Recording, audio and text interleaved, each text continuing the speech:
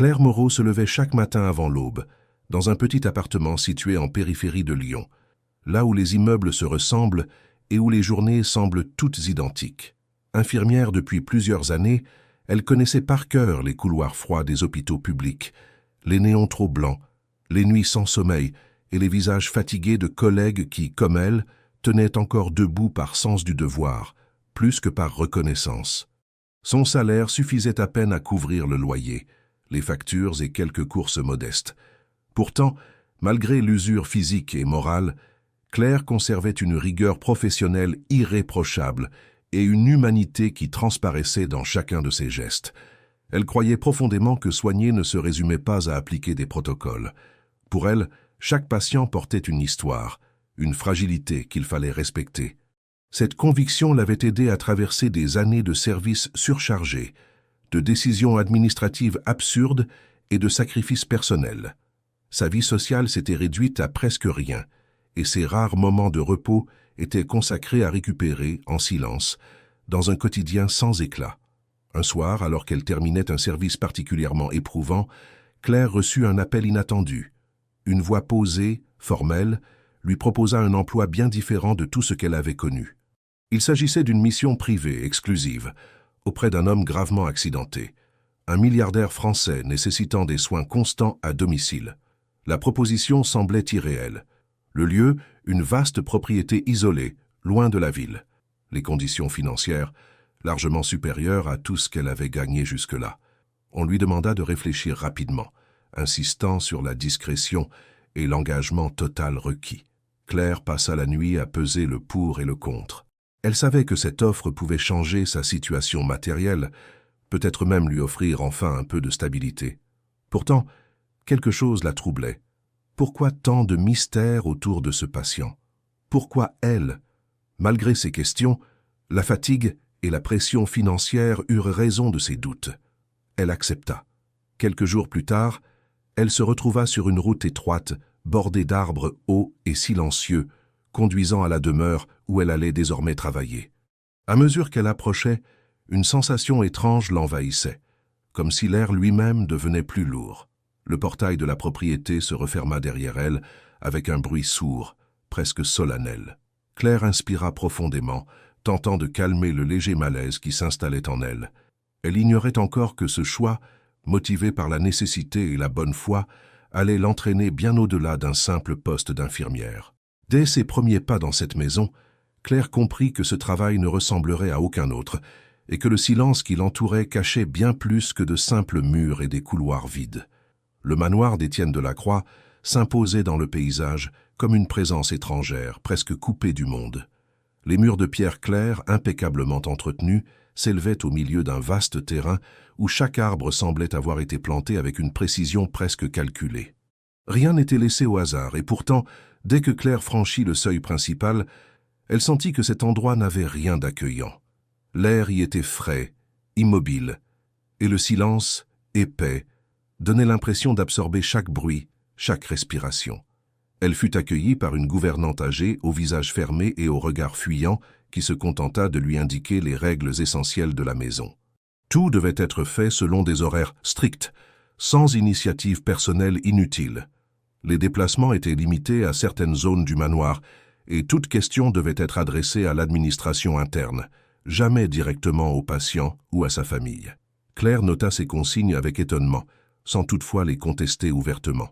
Elle se disait que la richesse s'accompagnait souvent d'exigences particulières, parfois déshumanisantes. Lorsqu'elle entra pour la première fois dans la chambre d'Étienne Delacroix, elle fut frappée par le contraste entre l'opulence du décor et la fragilité de l'homme allongé dans le lit médicalisé. Les rideaux lourds filtraient la lumière du jour, plongeant la pièce dans une pénombre constante. Étienne semblait plus âgé que ce que les dossiers indiquaient. Son corps était amaigri, ses mouvements limités, et son visage portait les traces d'une souffrance récente. Il tourna lentement la tête vers elle, ses yeux s'arrêtant sur son visage avec une intensité troublante. Il parla peu, se contentant de réponses brèves, parfois à peine audibles. Officiellement, son état était décrit comme stable mais délicat, nécessitant une surveillance continue. Pourtant, Claire remarqua dès les premières heures quelque chose de difficile à définir. Étienne semblait conscient, attentif à ce qui l'entourait, bien plus que ne le laissaient entendre les rapports médicaux transmis. Son regard suivait chacun de ses gestes, comme s'il cherchait à comprendre ou à mémoriser. Les autres employés du manoir étaient rares. Un majordome discret, 2 aides-soignants qui se relayaient sans jamais s'attarder, et quelques membres du personnel d'entretien que Claire croisait à peine. Tous semblaient éviter toute conversation prolongée. Lorsqu'elle tentait d'échanger quelques mots, les réponses restaient vagues, mécaniques, presque craintives. Personne ne semblait vouloir créer de lien, ni même reconnaître l'étrangeté ambiante. Au fil des jours, Claire s'efforça de se concentrer sur son travail, appliquant scrupuleusement les protocoles prescrits. Elle vérifiait les constantes, administrait les traitements, aidait Étienne dans ses gestes les plus simples. Pourtant, chaque détail renforçait son malaise. Les dossiers médicaux étaient incomplets, certaines dates semblaient incohérentes, et des décisions thérapeutiques importantes n'étaient accompagnées d'aucune justification claire. Elle mit d'abord cela sur le compte d'une mauvaise coordination entre les différents médecins impliqués. Un après-midi, alors qu'elle aidait Étienne à se redresser légèrement, elle sentit une tension soudaine dans sa main. Il la serrait faiblement, mais avec une intention manifeste. Lorsqu'elle croisa son regard, elle y perçut quelque chose qui ressemblait à de l'inquiétude, voire à une forme de supplication. Il ouvrit la bouche, comme pour parler, puis s'interrompit brusquement en entendant des pas dans le couloir. Sa main se relâcha aussitôt, et son visage retrouva une expression neutre, presque absente. Claire se retourna et aperçut le majordome, immobile sur le seuil, observant la scène avec une attention excessive. Il ne fit aucun commentaire, se contentant d'un signe de tête avant de repartir. Ce simple moment la laissa troublée. Elle se demanda si elle n'avait pas mal interprété la situation, si la fatigue ne lui jouait pas des tours. Pourtant, une certitude commençait à s'installer en elle. Ce lieu, cet homme, et ce silence permanent cachaient quelque chose de plus profond qu'un simple accident et une convalescence difficile. Ce soir-là, en regagnant la petite chambre qui lui était attribuée dans une aile isolée du manoir, Claire comprit que son intuition ne devait pas être ignorée. Et lorsqu'elle repensa au regard d'Étienne, à cette tentative avortée de communication, elle sut que ce qu'elle venait de percevoir n'était pas anodin. Quelque chose ici demandait à être compris, même si personne ne semblait prêt à en parler. Les journées suivantes installèrent une routine en apparence stable, presque monotone. Mais Claire sentait que chaque heure passée au manoir renforçait une tension invisible. Elle s'appliquait à respecter scrupuleusement les consignes reçues, consciente que la moindre initiative mal perçue pouvait lui être reprochée. Pourtant, plus elle passait de temps auprès d'Étienne Delacroix, plus certaines incohérences devenaient difficiles à ignorer. Son corps semblait affaibli, certes, mais son esprit ne correspondait pas à l'image d'un homme diminué au point de ne plus pouvoir participer à ses propres soins. Lorsqu'elle procédait aux gestes les plus simples, comme ajuster un oreiller ou vérifier une perfusion, elle remarquait des réactions précises. Étienne suivait ses mouvements avec attention, anticipait parfois ce qu'elle allait faire et manifestait une compréhension claire de ce qui se disait autour de lui. À plusieurs reprises, alors que des membres du personnel évoquaient son état en le supposant absent, Claire surprit une crispation de son visage, un léger froncement de sourcils, comme s'il saisissait parfaitement le contenu des conversations. Un matin, en consultant les constantes vitales, elle observa une variation inhabituelle de certains paramètres, rien d'alarmant en soi, mais suffisamment significatif pour susciter une vérification approfondie. Selon les rapports qu'on lui avait remis à son arrivée, ce type de réaction aurait dû être impossible compte tenu des lésions neurologiques évoquées. Claire relut les documents avec attention, cherchant à comprendre. Plus elle avançait, plus elle avait l'impression que les informations avaient été simplifiées, voire volontairement appauvries. Elle tenta d'aborder le sujet de manière prudente lors d'un échange avec un aide-soignant. Sa question posée sans accusation se voulait purement professionnelle. La réponse qu'elle reçut fut brève, presque mécanique, et surtout accompagnée d'un regard nerveux vers le couloir, comme si quelqu'un pouvait les écouter. L'homme se contenta de lui dire que tout avait été validé par les médecins référents et qu'il n'y avait pas lieu de s'interroger davantage. Ce refus de dialogue, plus que la réponse elle-même, troubla profondément Claire. Avec Étienne, en revanche, la communication prenait une autre forme. Incapable de parler longuement sans effort visible, il utilisait son regard comme principal moyen d'expression.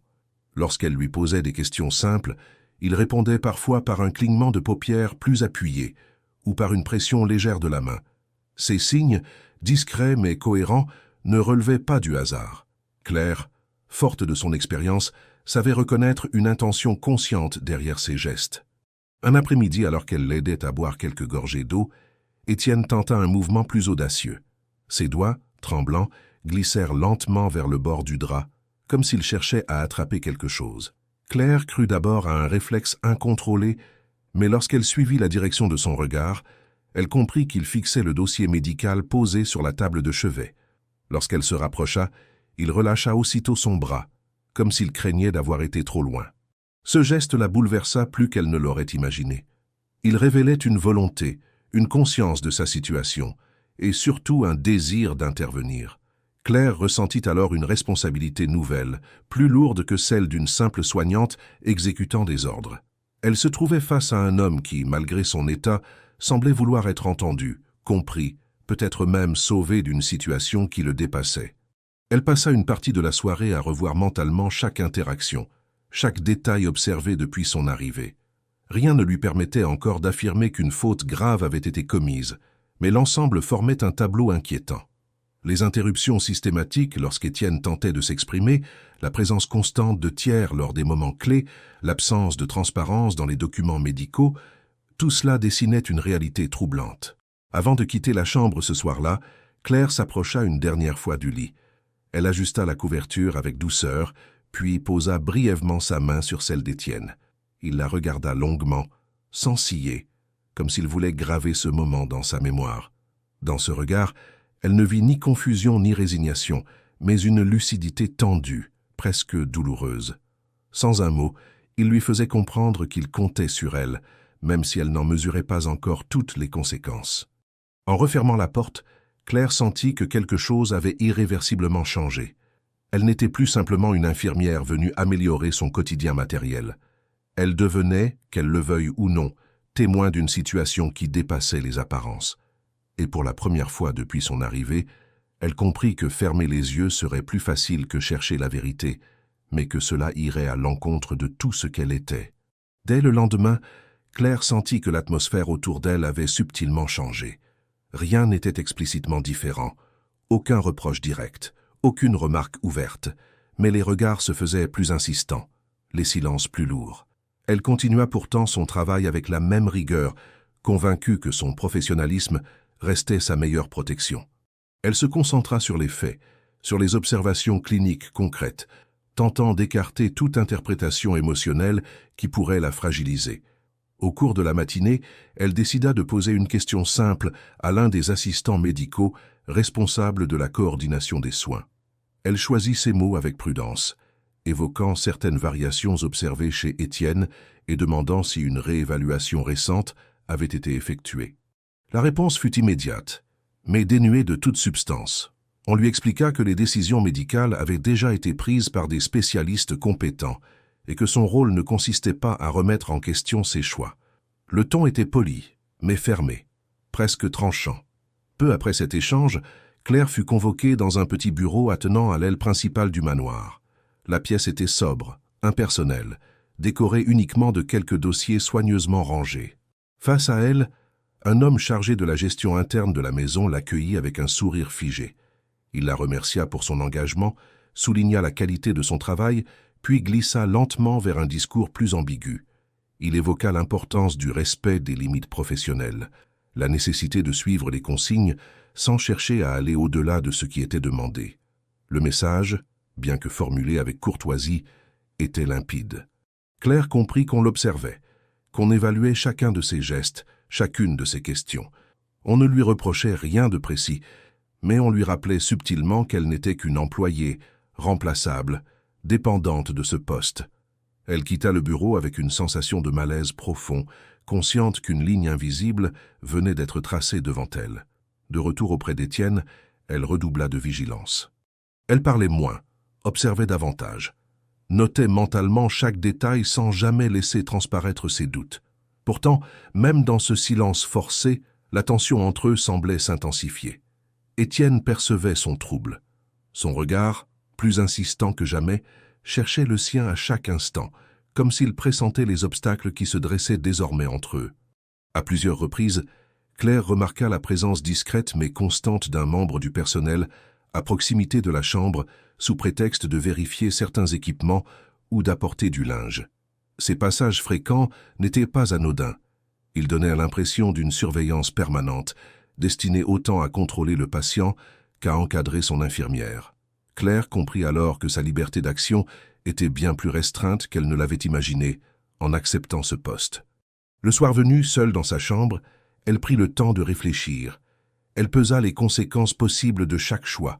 Se taire, continuer à exécuter les ordres, préserver sa sécurité financière, ou bien persister à observer, à comprendre, au risque de perdre cet emploi et de s'attirer des ennuis plus sérieux. Elle ressentait une pression sourde, constante, qui ne s'exprimait jamais clairement, mais qui se manifestait dans chaque interaction, chaque silence. Ce qui la troublait le plus n'était pas la menace implicite, mais le sentiment d'injustice. Elle n'avait enfreint aucune règle, n'avait agi que dans l'intérêt du patient, conformément à son éthique professionnelle. Pourtant, on lui demandait désormais de limiter son regard, de réduire son rôle à une simple exécution mécanique. Cette injonction allait à l'encontre de tout ce qu'elle avait appris et défendu au fil des années. Le lendemain, alors qu'elle aidait Étienne à s'installer plus confortablement, leurs regards se croisèrent longuement. Sans prononcer un mot, il sembla comprendre qu'elle était confrontée à un choix difficile.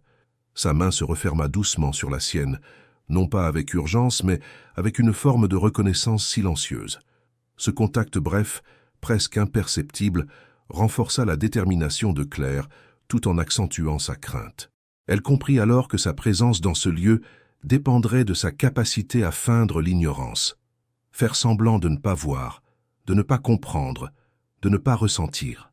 Mais elle savait aussi que chaque concession de ce type l'éloignerait un peu plus de ses valeurs. Le véritable obstacle n'était pas une personne précise, ni même une règle écrite, mais ce système de pression invisible, construit pour décourager toute remise en question. En quittant la chambre ce jour-là, Claire eut la certitude que son séjour au manoir venait d'entrer dans une phase nouvelle, plus dangereuse. Elle n'était plus seulement face à un mystère médical, mais confrontée à une organisation déterminée à préserver le silence à tout prix. Et elle savait désormais que rester signifiait apprendre à avancer sur une ligne étroite, où chaque pas devait être calculé avec une extrême prudence. La nuit était tombée sur le manoir avec une lenteur presque oppressante. Les couloirs s'étaient vidés plutôt que d'habitude, et le silence, déjà pesant en journée, devenait plus dense encore après le dîner. Claire, incapable de trouver le sommeil, ressentait une agitation inhabituelle. Les événements des derniers jours tournaient en boucle dans son esprit.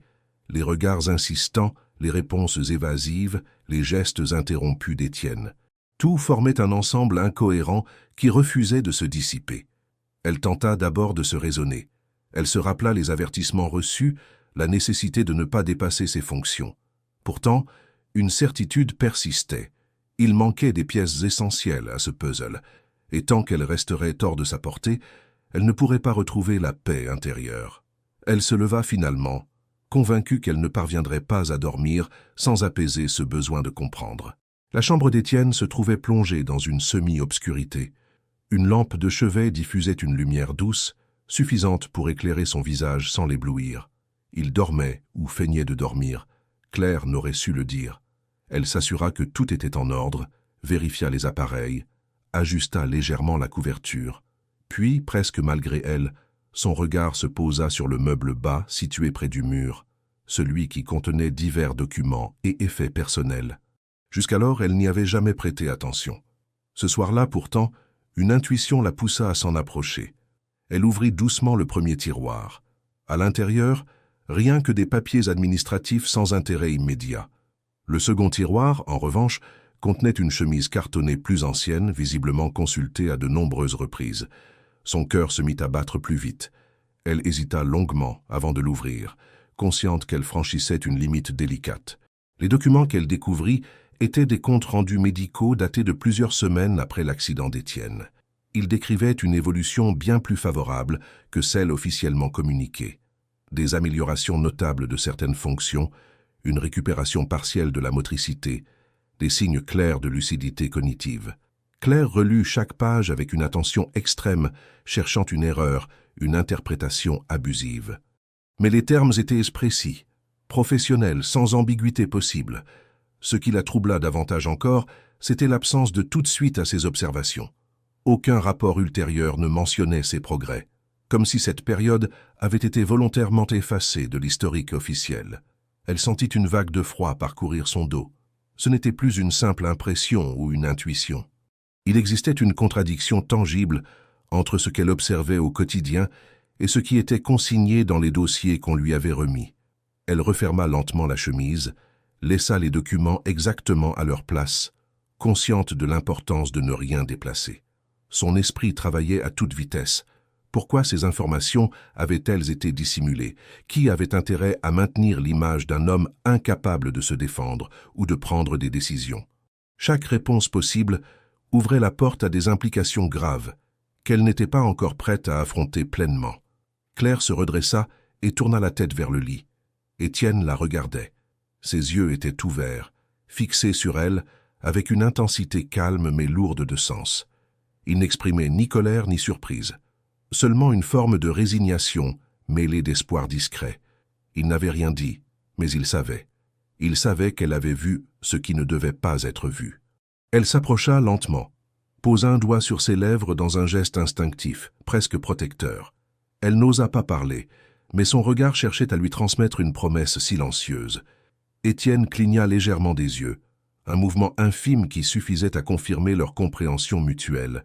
Soudain, un bruit se fit entendre dans le couloir. Des pas, mesurés, réguliers, se rapprochèrent de la chambre. Claire sentit son estomac se nouer. Elle se recula immédiatement, reprit une posture neutre, vérifia une dernière fois les appareils comme si elle accomplissait une tâche de routine. La porte s'ouvrit quelques secondes plus tard. Un membre du personnel passa la tête à l'intérieur, prétextant une vérification tardive. Tout semblait normal, trop normal. L'homme resta un instant de trop, balayant la pièce du regard, avant de repartir sans un mot. Lorsque la porte se referma, Claire sentit ses jambes faiblir légèrement. Elle venait de mesurer à quel point chaque geste pouvait être observé, interprété, potentiellement utilisé contre elle. En quittant la chambre, elle comprit que cette découverte marquait un point de non-retour. Elle détenait désormais une information qui changeait la nature même de sa présence au manoir.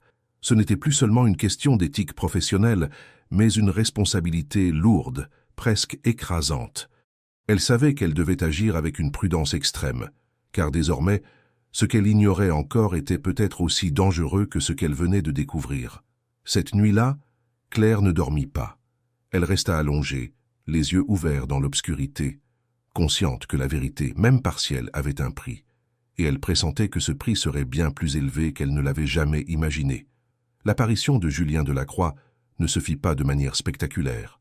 Elle s'insinua dans le quotidien du manoir avec une discrétion calculée, presque naturelle. Un matin, alors que Claire terminait les soins habituels d'Étienne, on frappa à la porte. Sans attendre de réponse, un homme entra, élégant, parfaitement maîtrisé dans ses gestes comme dans son expression. Il se présenta comme le neveu d'Étienne, venu s'assurer que tout se déroulait correctement. Son ton était courtois, son sourire précis, mais son regard s'attarda longuement sur Claire comme pour l'évaluer. Julien s'imposa rapidement comme une figure centrale de la maison.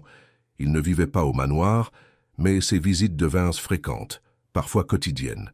À chaque passage, il posait des questions détaillées sur l'état de son oncle, sur les traitements administrés, sur les horaires et les décisions prises. Officiellement, il se montrait soucieux, impliqué, presque exemplaire dans son rôle familial. Pourtant, Claire percevait une autre intention derrière cette attention excessive. Elle remarqua très vite que la présence de Julien modifiait l'attitude du personnel. Les échanges devenaient plus formels, plus prudents encore. Chacun semblait peser ses mots avec une rigueur accrue. Julien n'élevait jamais la voix, ne formulait jamais de reproches directs, mais il savait orienter les conversations, rappeler subtilement les règles, souligner l'importance de la hiérarchie et du respect des décisions établies. Son autorité ne venait pas d'un titre officiel, mais d'une influence évidente. Avec Étienne, le changement était encore plus frappant. Dès que Julien entrait dans la pièce, le corps du vieil homme se tendait imperceptiblement. Son regard se détournait, Ses gestes devenaient plus limités, comme s'il se repliait sur lui-même. Claire observa cette réaction à plusieurs reprises, notant la différence flagrante entre les moments où Étienne était seul avec elle et ceux où son neveu était présent. Cette variation ne pouvait être attribuée au hasard. Julien s'adressait rarement directement à Étienne. Lorsqu'il le faisait, c'était avec une voix douce, presque condescendante, utilisant des phrases simples, comme s'il parlait à quelqu'un d'incapable de comprendre des propos complexes. Claire ressentait un malaise profond face à cette attitude. Elle savait, pour l'avoir constaté elle-même, qu'Étienne comprenait bien plus qu'on ne le laissait croire. Un après-midi, Julien demanda à s'entretenir avec Claire dans le salon adjacent à la chambre. Il la remercia pour son dévouement, souligna la confiance que la famille plaçait en elle, puis glissa progressivement vers un discours plus ambigu. Il évoqua la fragilité de la situation, la nécessité de stabilité, l'importance de ne pas perturber l'équilibre mis en place depuis l'accident. Chaque phrase semblait soigneusement choisie, comme si elle devait transmettre un message implicite sans jamais être explicite. Claire écoutait attentivement, consciente que cet échange n'avait rien d'anodin. Lorsqu'elle mentionna avec prudence certaines réactions positives observées chez Étienne, le visage de Julien se ferma légèrement. Il conserva son sourire, mais ses yeux perdirent leur chaleur. Il répondit que les progrès apparents pouvaient être trompeurs, que l'état de son oncle était complexe et qu'il valait mieux s'en tenir aux évaluations officielles. Il conclut en rappelant que toute initiative devait être validée par l'administration médicale, sans exception. À partir de ce jour, Claire eut la certitude d'être observée de près. Julien semblait connaître ses horaires, ses déplacements, parfois même ses conversations. Elle ne savait pas comment il obtenait ces informations, mais leur précision était troublante. Chaque fois qu'elle notait mentalement un détail inhabituel, elle se demandait si cela pourrait un jour se retourner contre elle. Pourtant, ce fut un commentaire en apparence anodin qui scella définitivement ses soupçons. Un soir, alors qu'il quittait la chambre d'Étienne, Julien s'arrêta près de la porte et lança d'un ton détaché que certaines personnes avaient tendance à voir ce qu'elles voulaient voir, surtout lorsqu'elles étaient trop impliquées émotionnellement. Il ajouta que ce genre de confusion pouvait coûter cher, tant sur le plan professionnel que personnel. Ces mots résonnèrent longtemps dans l'esprit de Claire. Ils n'étaient pas une menace directe, mais ils en portaient clairement l'ombre. Julien savait. Il savait qu'elle observait, qu'elle doutait, qu'elle n'était pas entièrement docile, et il voulait qu'elle le comprenne. Ce soir-là, Claire resta longtemps assise seule dans sa chambre, analysant chaque interaction avec Julien depuis son arrivée. Elle comprit que sa présence ne changeait pas seulement l'ambiance du manoir, mais la nature même du danger.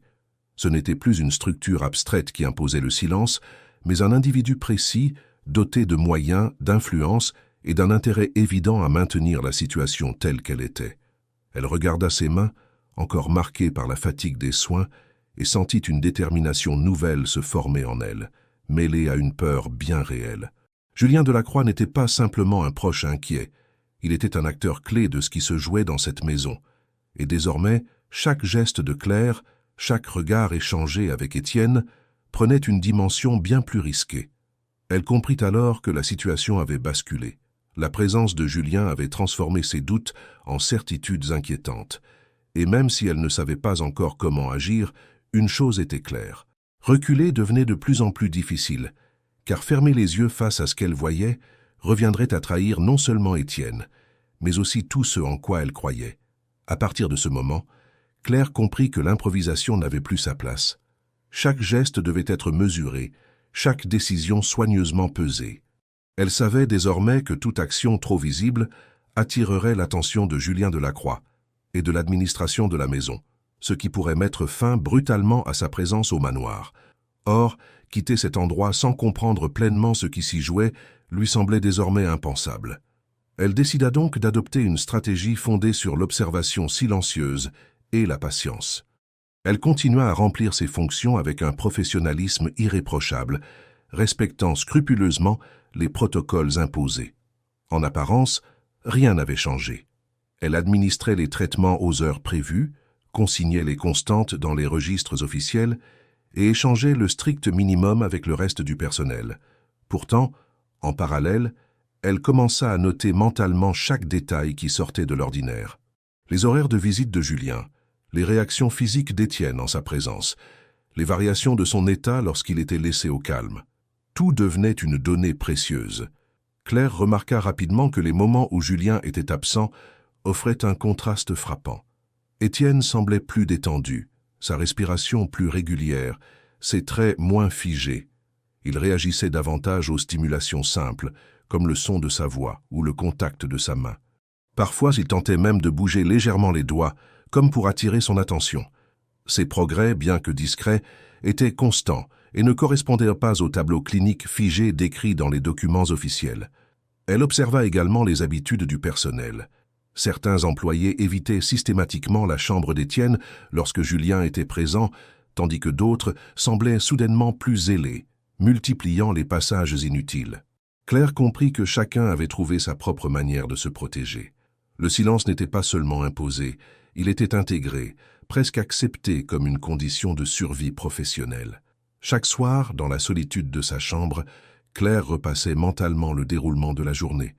Elle se refusait à écrire quoi que ce soit, consciente que le moindre carnet pouvait être découvert. Elle entraînait sa mémoire, retenant les détails avec une précision presque obsessionnelle. Ce travail invisible lui demandait une concentration constante, mais il lui donnait aussi le sentiment de reprendre un peu de contrôle sur une situation qui lui échappait. Un après-midi, alors qu'elle aidait Étienne à changer de position, un événement inattendu se produisit.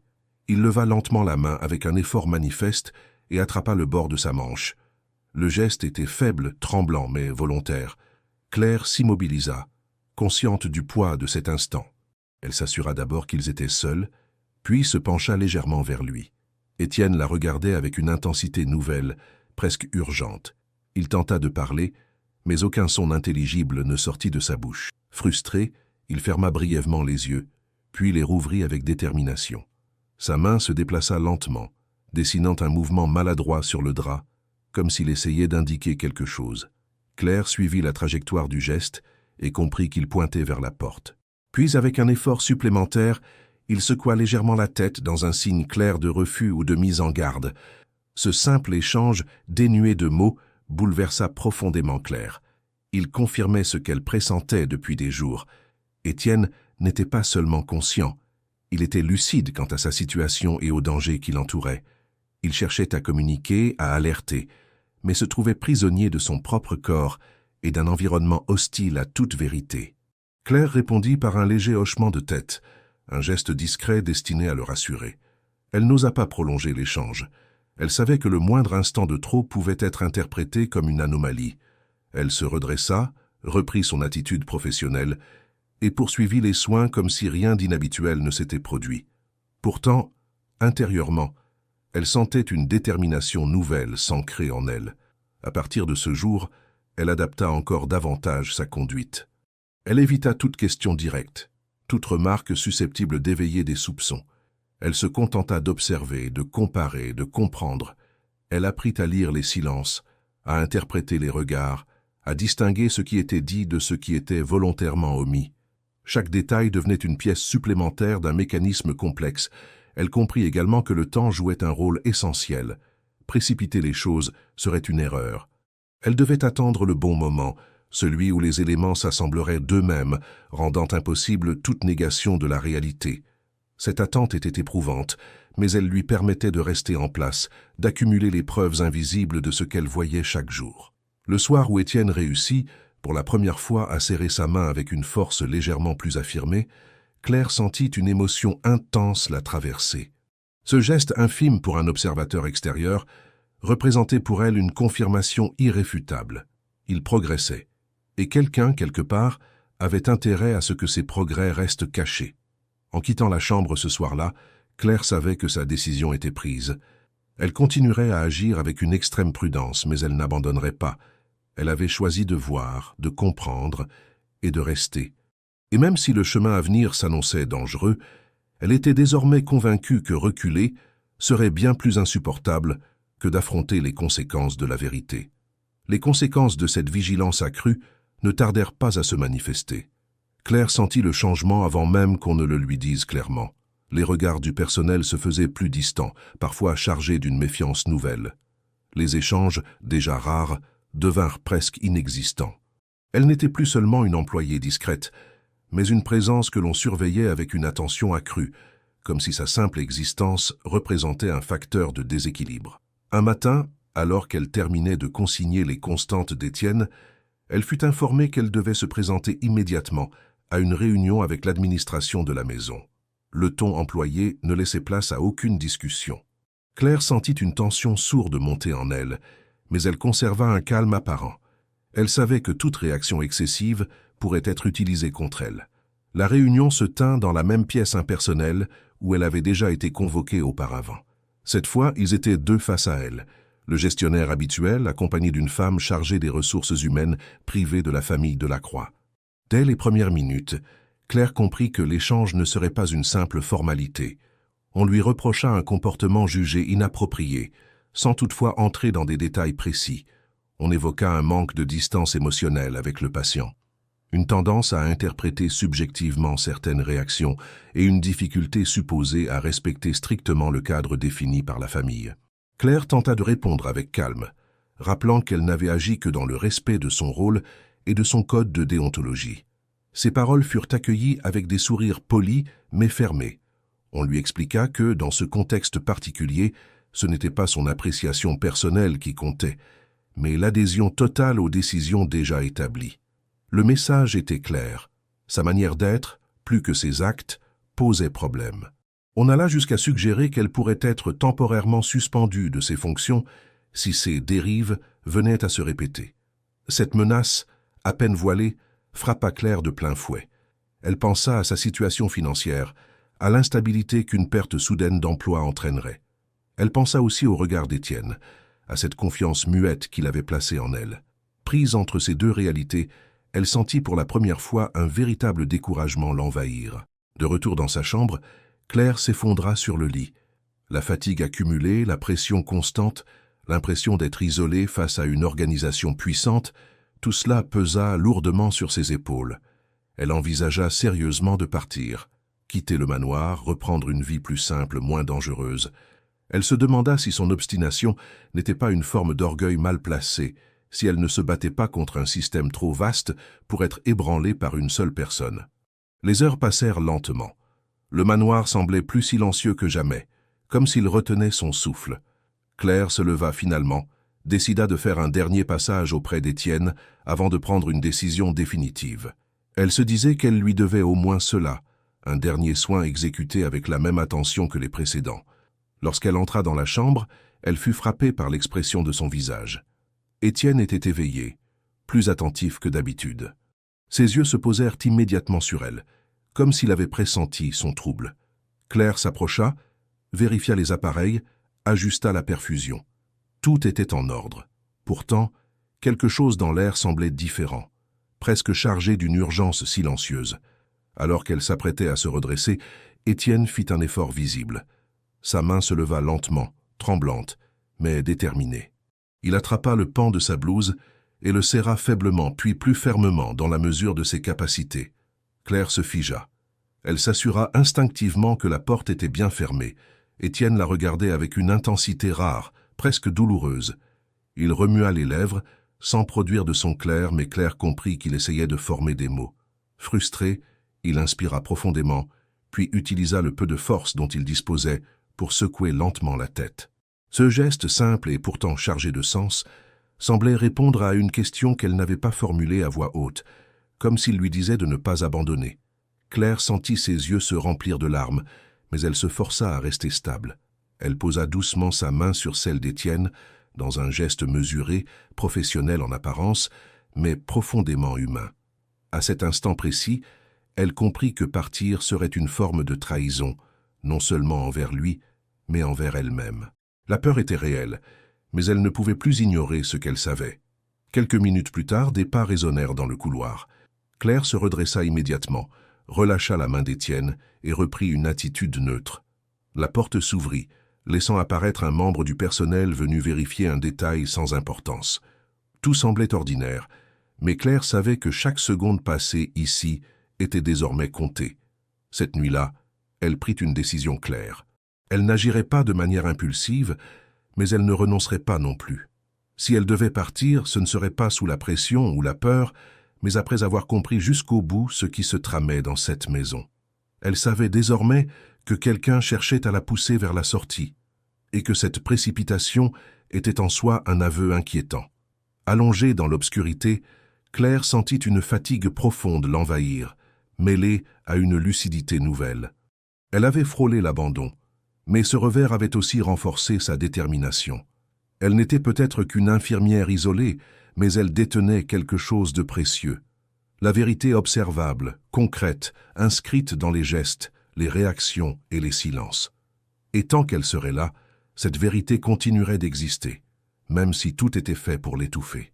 Après la nuit agitée qui suivit la réunion avec l'administration, Claire se leva avec une sensation étrange, mélange de fatigue profonde et de lucidité nouvelle. Quelque chose avait basculé en elle.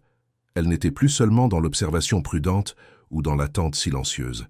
Les événements récents, les pressions exercées sur elle et la réaction d'Étienne avaient créé un enchaînement logique qu'elle ne pouvait plus ignorer.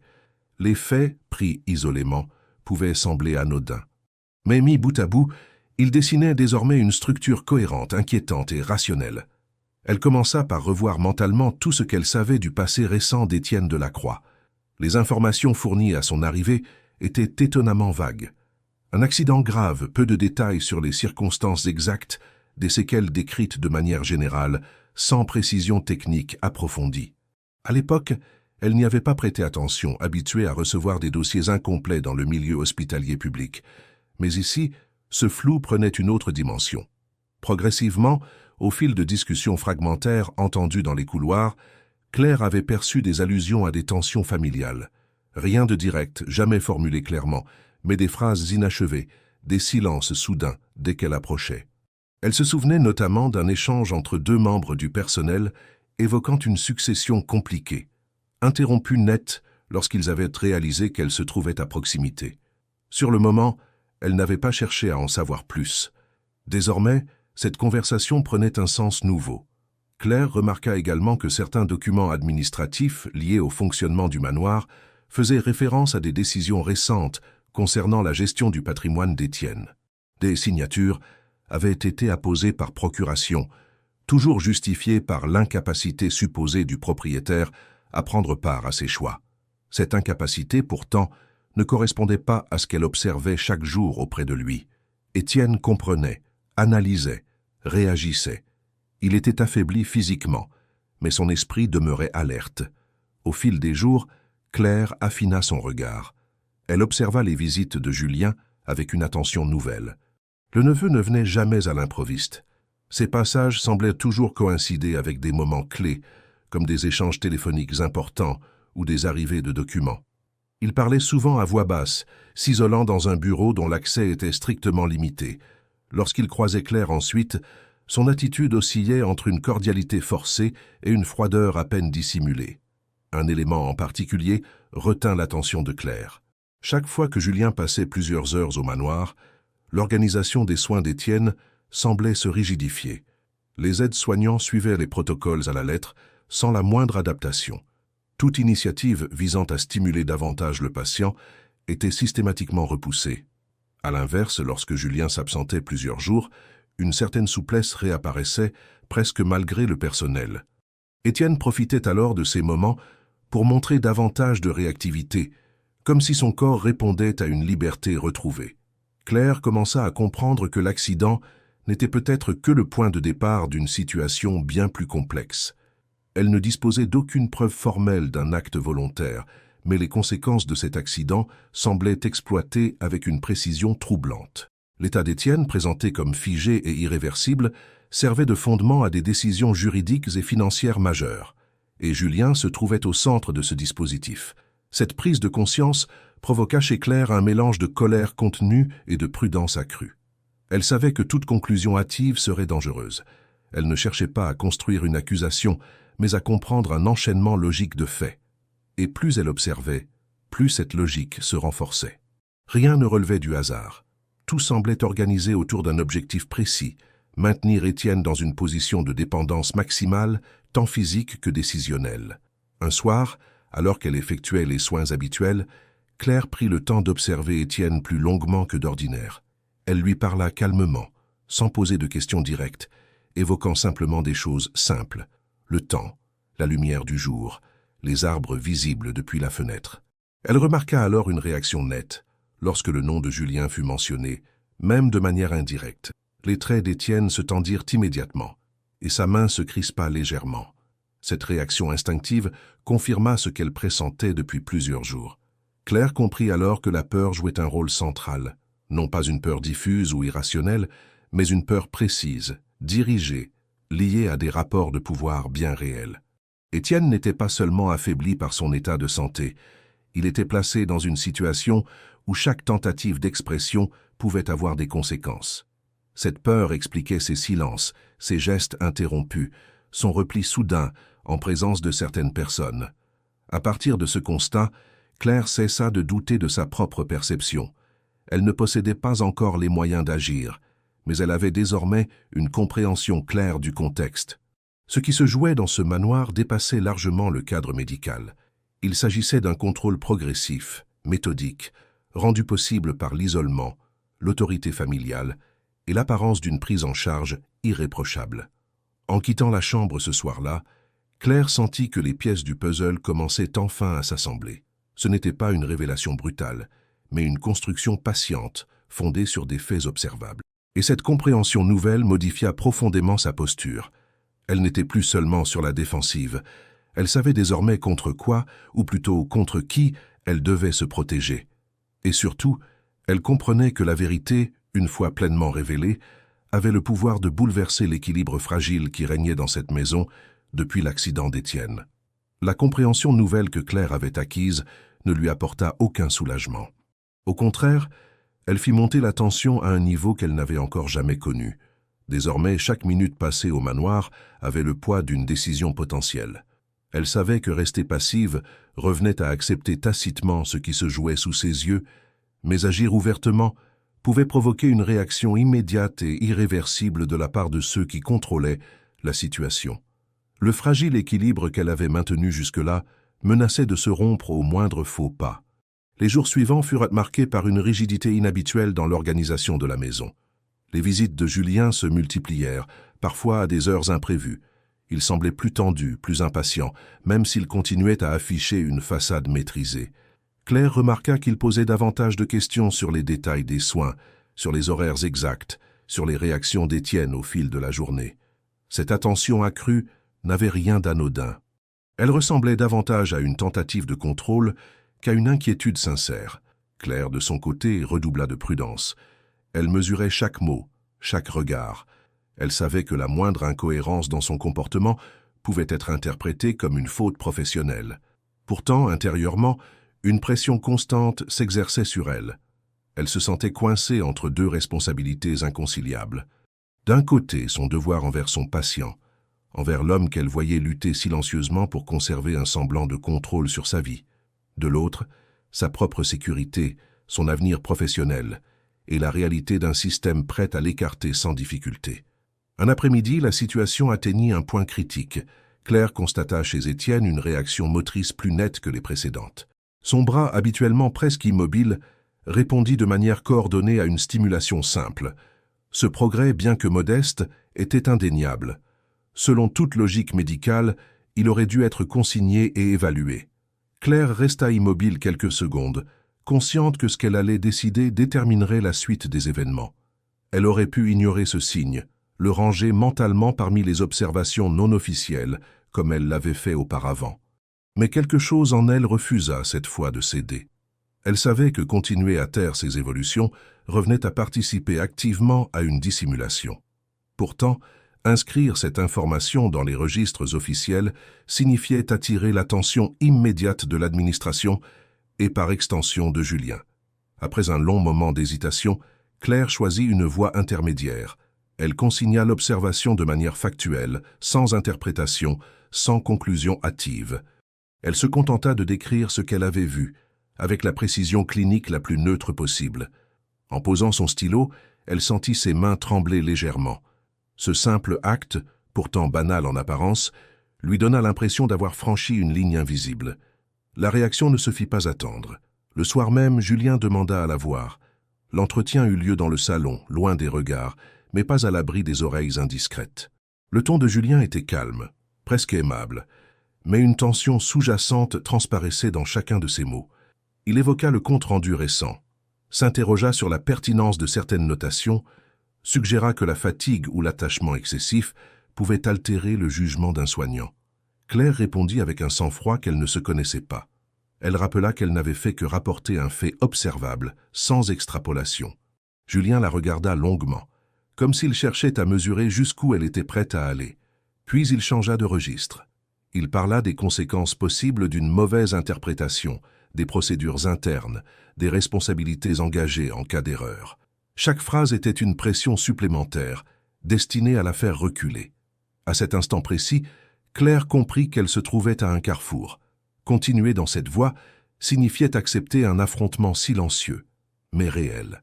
Se taire à nouveau lui offrirait une sécurité immédiate, au prix d'un renoncement définitif.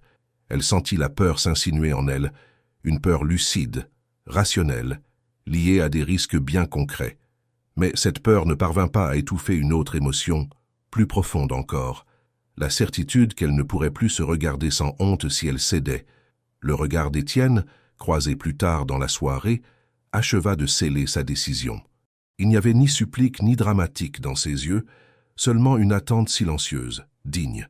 Claire comprit alors que le véritable enjeu ne se résumait pas à un conflit avec Julien ou à un désaccord professionnel. Il s'agissait de la possibilité, ou non, de rendre à cet homme une part de sa voix. Le manoir, cette nuit-là, sembla plus oppressant que jamais. Chaque bruit prenait une ampleur démesurée. Claire savait que le temps des observations discrètes touchait à sa fin. Les événements s'accéléraient, et les forces en présence se repositionnaient. Un affrontement ouvert n'avait pas encore eu lieu, mais il se dessinait clairement dans les regards, les silences et les décisions à demi formulées. Allongée dans l'obscurité, Claire accepta enfin l'évidence. Quelle que soit l'issue, il n'y aurait plus de retour en arrière. Elle avait choisi de ne plus se taire complètement. Et dans cet environnement où tout reposait sur le contrôle et la dissimulation, ce choix, aussi mesuré fût-il, constituait déjà un acte de résistance. Les jours qui suivirent l'entretien avec Julien furent marqués par une tension presque palpable. Rien n'était dit ouvertement, mais tout semblait prêt à basculer. Claire poursuivait son travail avec une rigueur absolue, consciente que la moindre erreur serait exploitée contre elle. Pourtant, quelque chose avait changé dans l'équilibre interne du manoir. Elle le percevait dans les attitudes, dans certains silences plus lourds que d'autres, mais aussi dans des détails infimes qui, mis ensemble, annonçaient un déplacement des forces en présence. Elle remarqua d'abord que Julien n'était plus aussi omniprésent. Ses visites, bien que toujours régulières, perdaient en spontanéité. Elles semblaient désormais programmées, cadrées, presque contraintes. Lorsqu'il était là, il paraissait moins sûr de lui, plus attentif aux réactions de chacun. Cette évolution ne passait pas inaperçue aux yeux de Claire, qui comprit que quelque chose échappait progressivement à son contrôle. Un matin, alors qu'elle se rendait à la chambre d'Étienne, elle croisa l'un des médecins extérieurs chargés de consultations ponctuelles. Jusqu'alors, leurs échanges avaient été strictement formels, limités à quelques phrases protocolaires. Ce jour-là, cependant, le médecin s'arrêta un instant de plus. Il observa Claire attentivement avant de lui demander à voix basse comment elle jugeait réellement l'évolution de son patient. La question, simple en apparence, surprit profondément Claire. Elle hésita quelques secondes. Elle savait que cette réponse pouvait avoir des conséquences, mais elle sentit aussi dans le regard de son interlocuteur une sincérité nouvelle, une attente réelle. Elle répondit avec précision, en s'appuyant uniquement sur des faits cliniques observables. Elle évoqua les réactions motrices, la lucidité, les variations selon le contexte. Elle ne formula aucune accusation, mais laissa les faits parler d'eux-mêmes. Le médecin l'écouta sans l'interrompre. Lorsqu'elle eut terminé, il resta silencieux quelques instants, puis hocha lentement la tête. Il lui confia alors, toujours avec prudence, qu'il n'était pas le seul à avoir noté certaines incohérences dans le suivi d'Étienne. D'autres professionnels avaient exprimé des réserves, restés jusqu'ici sans suite, faute de coordination et par crainte de perturber un cadre présenté comme maîtrisé. Cette révélation frappa Claire de plein fouet. Elle comprit alors qu'elle n'avait jamais été seule dans ses doutes. La différence, c'est que chacun les avait gardés pour soi, par prudence ou par résignation. Le système en place reposait précisément sur cet isolement des consciences.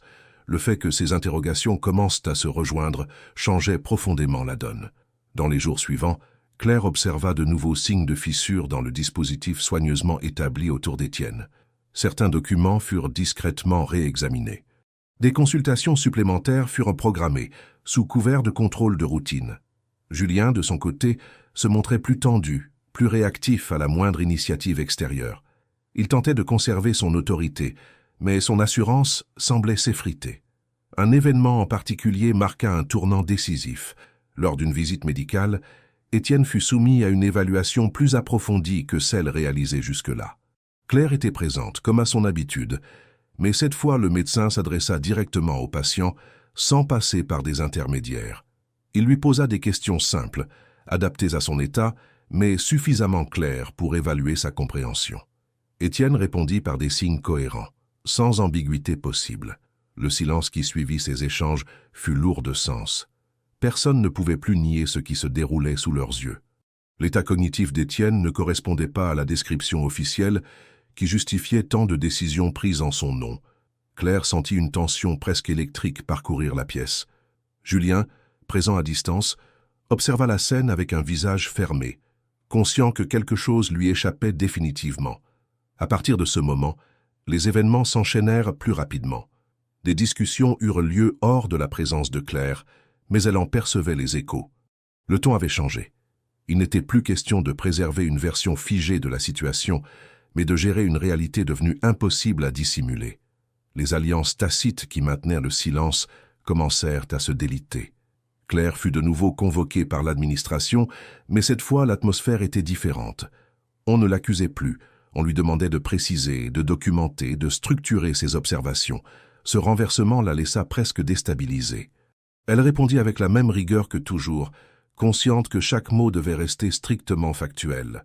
Elle comprit que sa crédibilité, longtemps mise en doute, devenait désormais un élément central du processus en cours. Julien tenta bien de reprendre la main. Il multiplia les interventions, chercha à relativiser, à temporiser, à invoquer des interprétations alternatives. Mais ses arguments perdèrent de leur force face à l'accumulation d'éléments concordants. Ce n'était plus une voix isolée qui s'élevait, mais plusieurs regards professionnels qui convergeaient vers la même conclusion. Pourtant, Claire savait que tout n'était pas encore joué. Un dernier obstacle subsistait. Les décisions prises jusque-là avaient créé une situation juridique et administrative complexe. Reconnaître officiellement l'état réel d'Étienne impliquait de remettre en question des choix lourds de conséquences. Certains préféraient encore gagner du temps, espérant limiter les dégâts plutôt que de les affronter. En observant Étienne ce soir-là, Claire sentit un mélange d'espoir et de prudence l'envahir. Il semblait plus présent que jamais, attentif, presque apaisé. Il savait à sa manière que quelque chose changeait. Mais Claire savait aussi que tant que les choses ne seraient pas formalisées, rien ne serait définitivement acquis. La vérité avait commencé à émerger, mais elle devait encore franchir une dernière barrière avant de pouvoir s'imposer pleinement. Le processus qui s'enclencha après les dernières évaluations médicales ne fut ni rapide ni simple.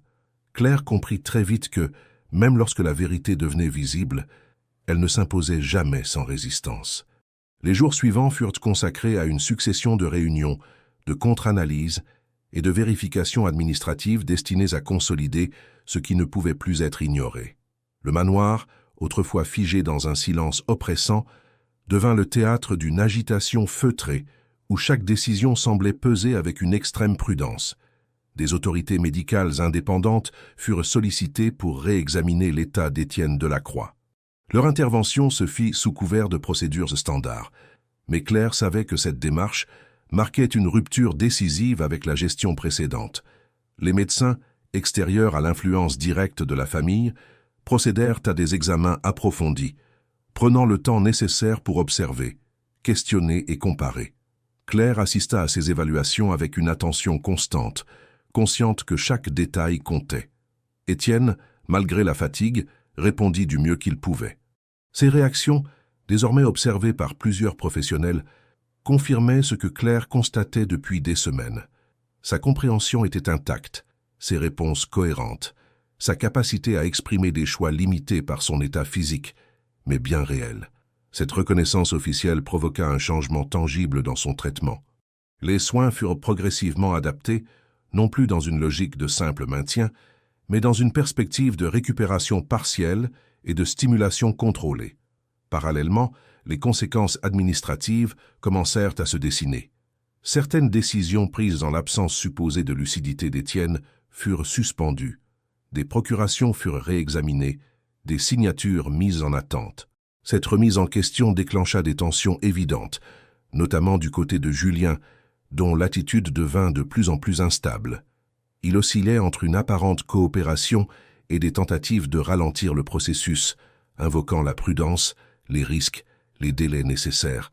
Claire observa ses manœuvres avec un regard désormais lucide. Elle ne ressentait plus la même peur qu'auparavant, même si la pression restait forte. Elle savait que le rapport de force avait évolué. Ce n'était plus une infirmière isolée face à un système fermé, mais un ensemble de professionnels, confrontés à des faits établis.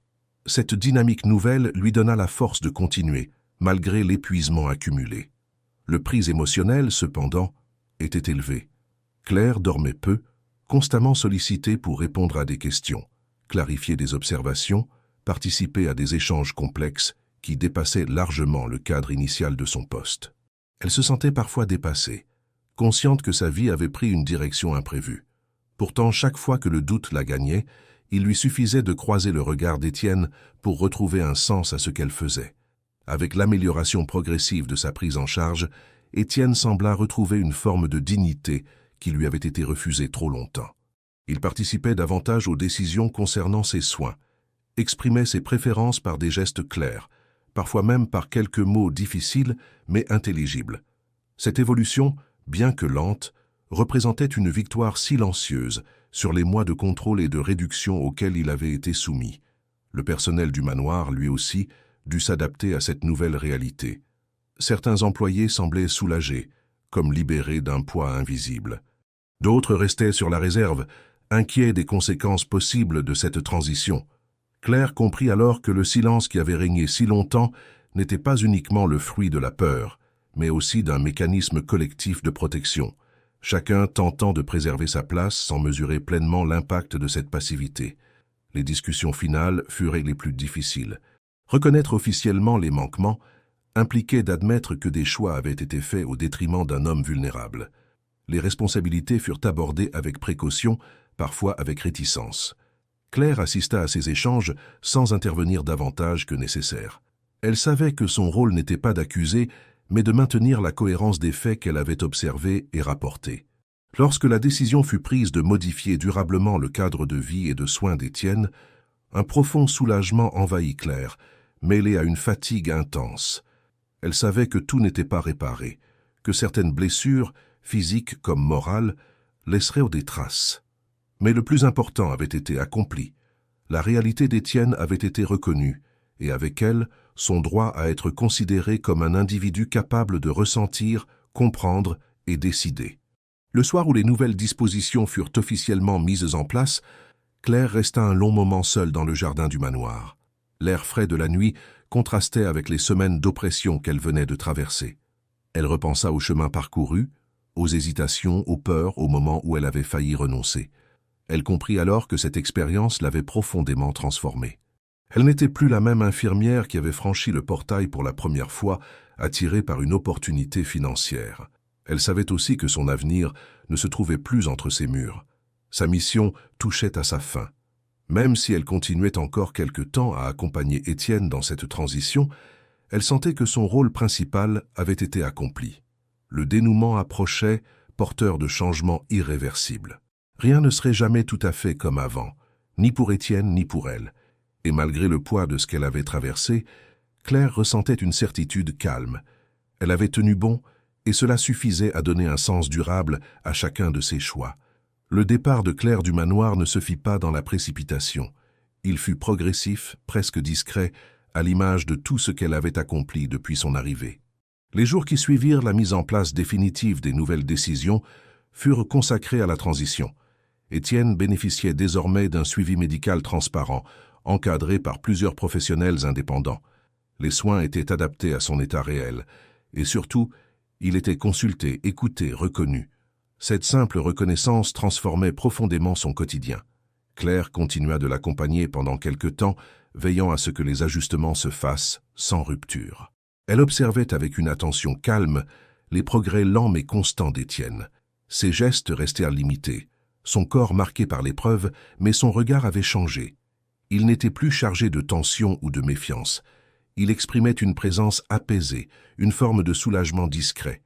Il savait que le contrôle qui pesait sur lui s'était desserré, même si les conséquences de cette période laisseraient des traces durables.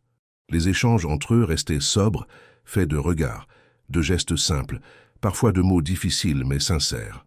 Un après-midi, alors qu'elle l'aidait à s'installer près de la fenêtre, Étienne parvint à articuler quelques phrases courtes. Il la remercia, sans emphase, sans dramatisation.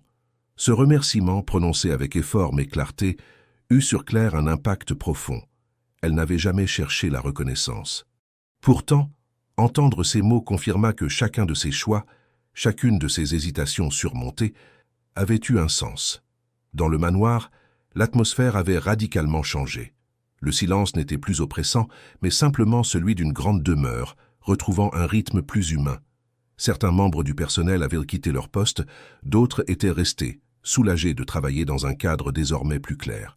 Julien, quant à lui, s'était progressivement effacé. Sa présence se faisait rare, distante. Les conséquences de ce qui avait été révélé redessinaient inévitablement les relations familiales et les équilibres établis. Claire ne chercha jamais à savoir ce qu'il adviendrait précisément de lui. Ce n'était pas son combat. Le jour où Claire annonça officiellement son départ, la décision fut accueillie sans surprise. Elle expliqua simplement qu'elle souhaitait reprendre une vie plus stable, plus en accord avec ce qu'elle avait traversé. Elle ne parla ni de fatigue, ni de désillusion. Elle savait que cette expérience avait renforcé quelque chose d'essentiel en elle. Elle avait tenu face à la pression, face au doute, face à la peur rationnelle des conséquences. Elle avait agi sans bruit, mais avec constance. Lorsqu'elle quitta le manoir pour la dernière fois, le portail se referma derrière elle sans le bruit solennel qui l'avait tant marqué à son arrivée. Le paysage lui sembla différent. Non pas parce qu'il avait changé, mais parce qu'elle-même n'était plus la même. Elle ne ressentait ni triomphe ni amertume, seulement une forme de calme profond, né de la certitude d'avoir respecté ses valeurs jusqu'au bout. De retour à Lyon, Claire reprit une activité professionnelle dans un cadre plus modeste. Elle choisit un établissement où le rythme était exigeant, mais où les décisions se prenaient collectivement, dans la transparence. Sa situation financière s'était améliorée grâce aux mois passés au manoir, mais ce n'était pas cela qu'elle considérait comme sa véritable richesse. Ce qu'elle avait gagné ne se mesurait pas en chiffres, mais en solidité intérieure. Parfois, dans le silence d'une fin de journée, elle repensait à Étienne. Elle se demandait comment il allait, comment il reconstruisait peu à peu son autonomie, sa place, sa voix. Elle savait qu'il n'oublierait pas ce qu'il avait traversé. Mais elle savait aussi qu'il avait désormais la possibilité de choisir, de décider, même lentement, même partiellement, et cela changeait tout. Claire comprit alors que le courage ne se manifestait pas toujours par des gestes spectaculaires ou des affrontements visibles. Parfois, il résidait dans la capacité à ne pas détourner le regard, à rester présent quand tout incitait à partir, à agir avec droiture même lorsque personne n'applaudit. Elle avait appris que la peur pouvait être traversée sans être niée, et que la solitude n'était pas une faiblesse lorsqu'elle s'accompagnait de cohérence morale. Cette histoire n'avait pas fait d'elle une héroïne. Elle n'en voulait pas. Elle l'avait simplement rendue plus consciente de sa responsabilité en tant que soignante, mais aussi en tant qu'être humain. Elle savait désormais que certaines situations exigeaient plus que des compétences techniques. Elle demandait une vigilance éthique, une fidélité à soi-même, même lorsque le prix à payer semblait trop élevé. En avançant dans sa nouvelle vie, Claire emportait avec elle cette certitude essentielle. La plus grande richesse ne se trouvait ni dans les propriétés isolées, ni dans les comptes bien remplis. Elle résidait dans la capacité de ne pas fermer les yeux, de faire ce qui est juste lorsque le silence semble plus confortable. Et cette richesse-là, elle l'avait acquise pour toujours.